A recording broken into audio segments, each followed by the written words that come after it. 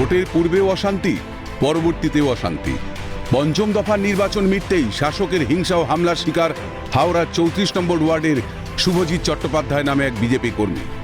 অভিযোগ, সোমবার রাতে ভোট মিটতেই তৃণমূল কর্মীরা চড়াও হয় বিজেপি কর্মীর বাড়িতে। শুভজিৎ চট্টোপাধ্যায় বাড়িতে না থাকায় তার মাকে গালিগালাজ ও ধাক্কাধাক্কি দেওয়া হয়। পরবর্তীতে একাধিকবার ফোনে হুমকি দেওয়ার অভিযোগ উঠেছে। পাশাপাশি পুলিশের বিরুদ্ধেও এফআইআর না নেওয়ার অভিযোগ উঠেছে।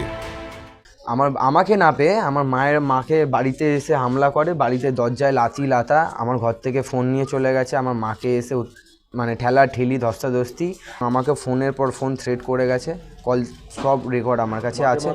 মাকে ঠেলায় মারধর করেছে, ঠেলাঠেলিও করেছে। হ্যাঁ, অভিযোগ করেছে, এখন এফআইআর নেয়নি আমার থেকে, ঠিক আছে, এখন এফআইআর আমি যাচ্ছি। আপনার কি আতঙ্কে আছেন? আতঙ্কে তো আছি। বাড়ি সারা হয়ে গেছে, কি করব বলুন, আপনাদের ওপরই আমার ভরসা।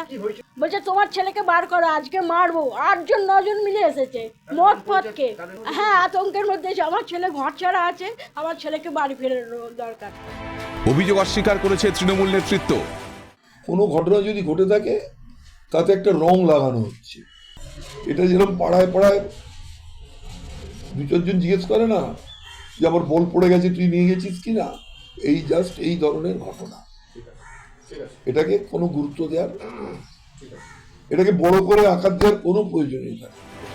তৃণমূল বেঁচেই আছে সন্ত্রাস অন্যায়ের মধ্যে, পাল্টাতো বিজেপি প্রার্থী রথীন চক্রবর্তীর। তৃণমূল তো বেঁচে আছে সন্ত্রাস অন্যায় এইসব যত বাজে কাজের মধ্যে দিয়ে, মানুষ থেকে জনবিচ্ছিন্ন হয়ে গেছে।